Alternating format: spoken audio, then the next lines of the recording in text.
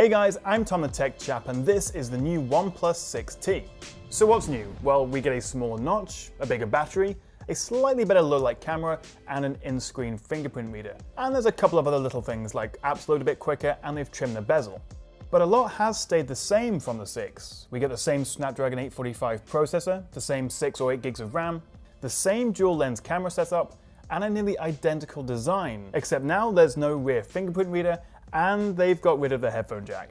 And it still lacks a few things as well, like there's still no stereo speakers, although the quality is good, but it would be nice to have dual speakers. There's no wireless charging, although personally that doesn't really bother me that much. There's still no official IP water resistance rating, although OnePlus do still say it's splash resistant. So yes, there's still room for improvement, and it is a fairly modest update over the 6, but the larger battery is by far the biggest upgrade in my opinion. The jump from a 3300 mAh battery to a 3700 mAh battery makes a big difference. At the end of a normal working day, I have about 35% of my battery left on the 6T, whereas it was closer to 20% on the 6.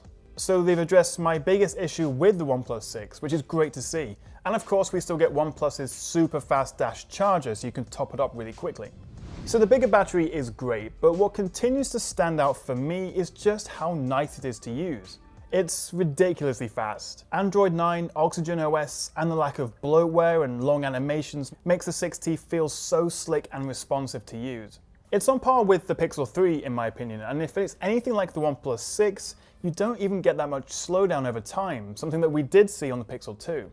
The 6T also has the best implementation of gestures on any Android phone I've used, which also frees up extra room on the screen without that Android nav bar. And OnePlus's new Smart Boost feature makes apps launch even quicker than before.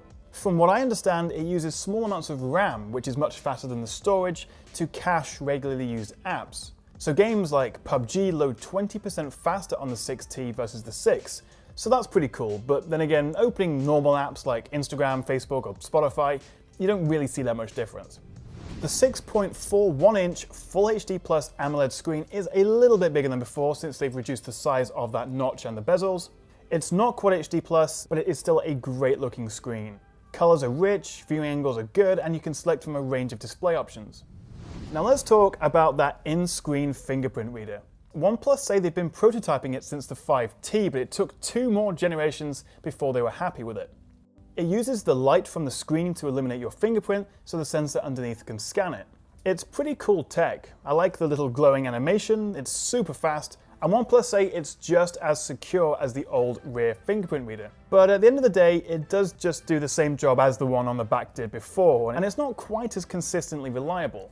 Most of the time though, I actually just use Face Unlock, and despite that tiny teardrop notch, you get the same selfie camera and the same awesome face unlocking you got with the 6. Now one thing I was really surprised about on the OnePlus 6 was just how much better the camera was than before. OnePlus really stepped up their game.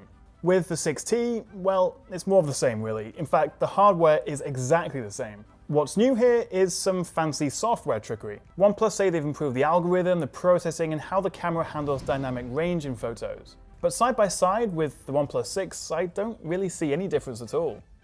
It's still an excellent camera though, and it trades blows with the iPhone XS, which is nearly twice the price.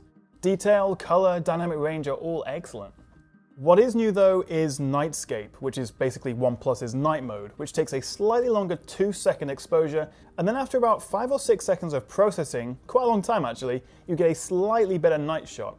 It gives you a more evenly lit photo with better dynamic range, and it doesn't blow out the bright areas quite as much as a regular photo. But because it's a longer exposure, any movement can result in a blurry shot, like the guy sat at the bar here. But night mode does work well and is a nice addition, but it's also coming to the OnePlus 6, which is good news, but one less reason to upgrade to the 6T. Moving on, and I recruited a couple of my friends to pose for some portrait shots, and they do look good, with a nice, natural looking bokeh effect. But what is going on with the clouds in these shots? Either it's a software bug or it really struggles with the bright highlights in portrait mode.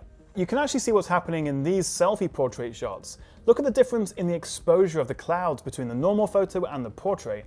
But aside from a few blown out highlights, generally portrait mode on both the rear and the selfie cameras worked pretty well, and photos look nice.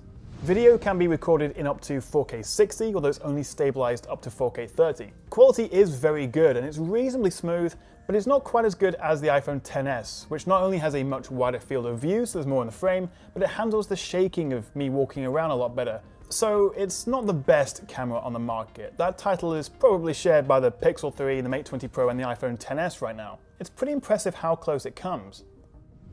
And considering it costs just £500 or $550 for the base model with 6 gigs of RAM and 128 gigs of storage, I think it's great value for money. And even if it's not a huge upgrade over the 6, and there is still room for improvement, I would highly recommend it. And it is actually now coming to T-Mobile in the US, which is a pretty big deal for OnePlus. So that's what I think, but what do you reckon? Are you tempted by the 6T? Do you think it's a decent upgrade? Let me know in the comments below. I really hope you enjoyed this video, and make sure you do subscribe and stay tuned, as I'll also be making battery and camera comparison videos for the 6T. Thank you so much for watching, guys, and I'll see you next time right here on the Tech Chat.